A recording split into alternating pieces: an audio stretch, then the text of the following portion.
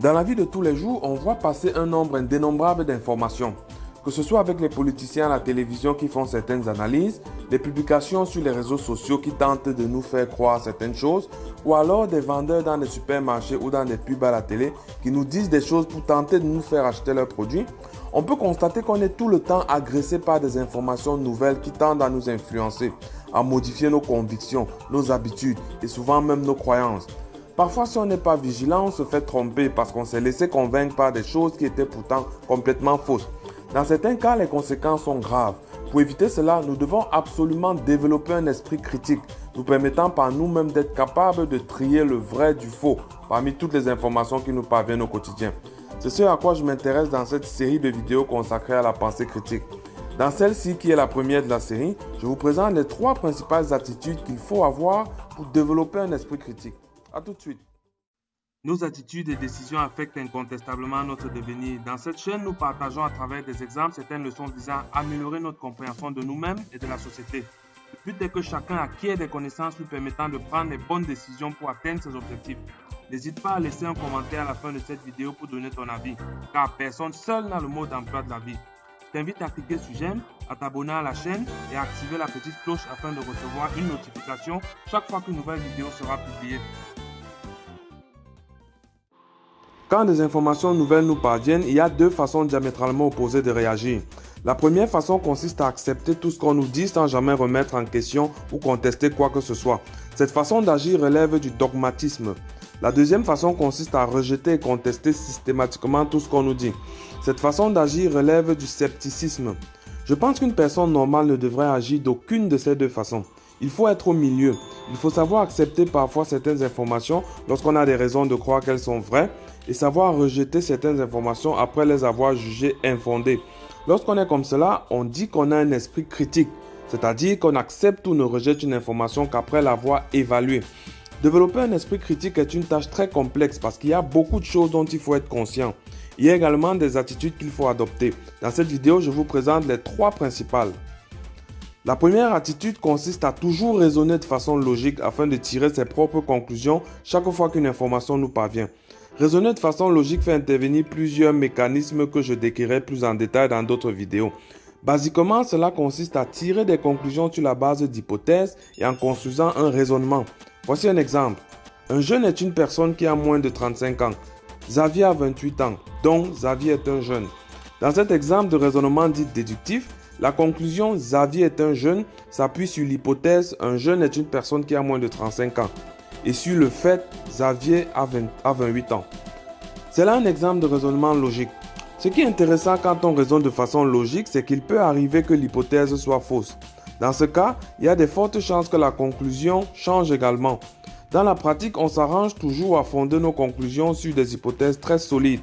C'est pour cela que lorsque des scientifiques discutent entre eux, en général ils débattent sur les hypothèses de travail, car étant donné qu'ils raisonnent tous de façon logique et que les faits sont incontestables, leurs conclusions seront nécessairement les mêmes s'ils partent des mêmes hypothèses.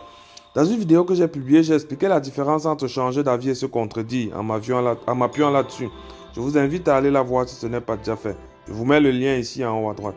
Je le mettrai aussi à la fin de la vidéo. Une démonstration logique construit une argumentation en utilisant plusieurs types de raisonnement. Dans l'exemple choisi, le type utilisé est déductif. Il peut aussi être inductif. Les raisonnements inductifs et déductifs sont 2 types rigoureux de raisonnement logique. J'en parlerai en détail dans une autre vidéo. En gros, il faut retenir que ce que vous décidez de croire ou d'accepter doit découler d'un raisonnement que vous avez construit vous-même sur la base de certaines hypothèses crédibles et sur la base de faits qui sont vérifiables et qui sont à votre disposition. C'est cela raisonner de façon logique. Abonnez-vous à ma chaîne parce que je publierai d'autres vidéos pour expliquer plus en détail les mécanismes du raisonnement logique et de la pensée critique en général. La deuxième attitude à adopter lorsqu'on veut avoir un esprit critique consiste à remettre en question chaque information nouvelle et à poser ou se poser suffisamment de questions dans le but d'établir son authenticité. Je vous avais déjà proposé cette façon de faire dans ma vidéo dédiée aux fake news sur les réseaux sociaux. Je vous invite à aller la regarder. Il y a par exemple des questions importantes qu'il faut toujours se poser lorsqu'on lit une information sur les réseaux sociaux ou dans les journaux, comme qui est l'auteur de cette information, Est-ce que cet auteur est fiable? Qu'est-ce que l'auteur a gagné que je crois en cette information? N'y a-t-il pas de tentative de manipulation ou de désinformation? Je vous invite à toujours vous sentir libre de poser des questions. Je sais que parfois on est intimidé et on nous empêche de nous exprimer. Mais si vous voulez vraiment être critique, vous devez poser des questions. Remettez en question les phrases et les déclarations que vous entendez au quotidien. C'est de cette manière qu'on arrive souvent à déconstruire des idées reçues. En passant, vous devez chercher à garder un esprit critique même en suivant mes vidéos. Vous pouvez poser vos questions, remettre en question les argumentations que je développe.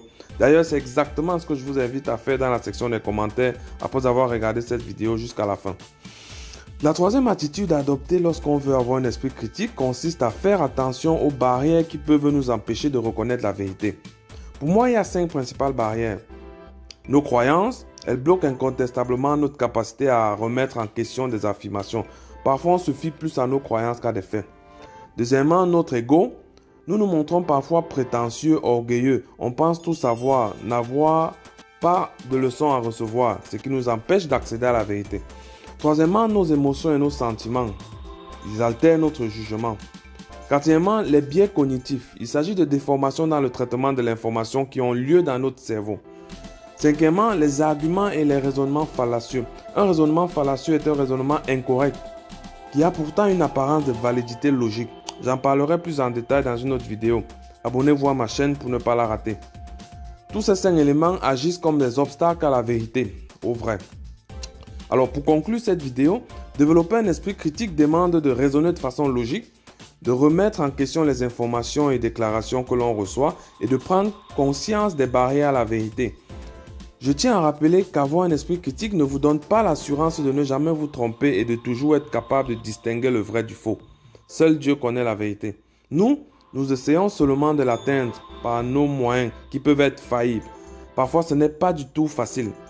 Avec un esprit critique, vous aurez néanmoins la certitude de minimiser les chances de gober des informations erronées. Développer un esprit critique est très complexe. Le sujet ne saurait être couvert en une seule publication. Dans mes prochaines vidéos, j'insisterai sur chacune des attitudes que j'ai présentées. Vous découvrirez la complexité du mécanisme de la pensée critique. Vous trouverez cela très passionnant également. J'espère que cette vidéo vous a plu. Si c'est le cas, cliquez sur j'aime. N'oubliez pas aussi de me donner vos avis en commentaire et de vous abonner à ma chaîne si ce n'est pas encore fait. À bientôt.